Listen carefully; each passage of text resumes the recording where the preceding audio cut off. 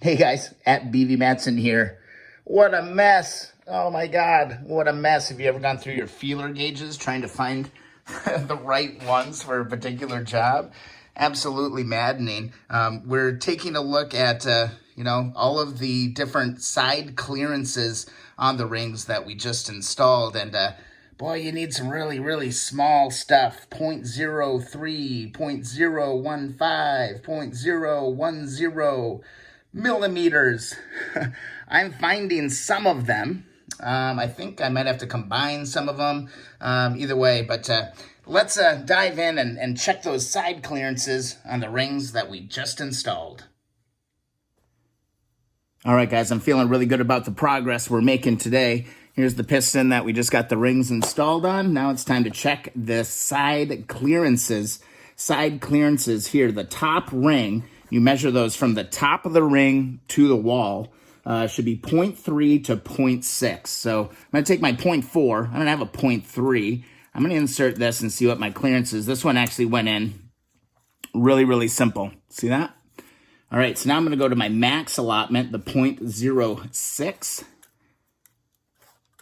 And that doesn't want to go in. You guys see that? Like, there's definitely some resistance there. So that, again, tells me that I'm within spec on that. All right, let's not get these mixed up because it's already hard enough as it is. All right, so then we're going to go to our second ring, and we're going to do the same thing. And the second ring is 0.015 to 0.045. Okay, well, I don't have a 0.015. I just don't. So I'm going to go to my 0.4, which would be just under my top. Okay, and I'm going to insert this. All right. And there we go. That actually, as far as a feeler gauge goes, that feels like I'm right on there. Feels like I'm right on there. I think that this is actually good looking at my high end. I actually feel good about that. It's really tough to explain, how things feel. I mean, I guess that's why they're called feeler gauges, but I'm just kind of going through with my 0.04, and that would be my top end, and it's actually tight. So if I, look back on that, I think I'm really good on that ring as well. Now down here, the oil rings, they have a 0.01 to 0.04. I mean, what is that, air? I don't know. So anyway, the top end of that is 0.045. I have a 0.04 here. So I'm going to check the top of my oil ring with that. And that slips in there too. That has a nice, it's dragging just a little bit. There's not any looseness in this at all. So again, to me, amateur hour Brian, that is telling me that is within the limits of what's going on here.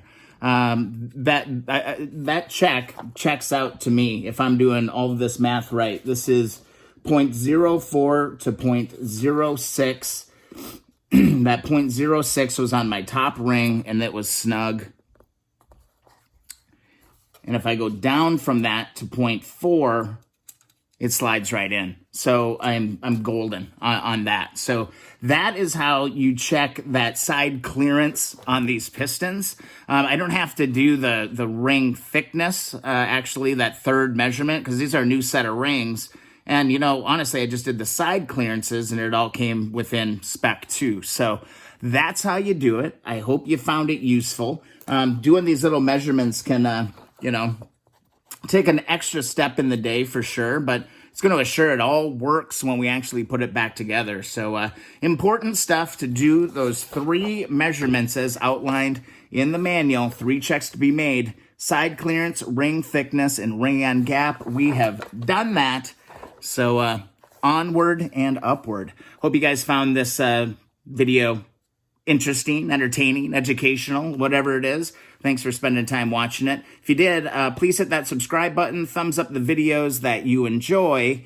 Also follow along Instagram and Twitter at BV Matson. We're going to keep going on the 1972 CL350 making some progress today. It's actually feeling really, really, really good. So thanks so much for watching, and we'll see you in the next video.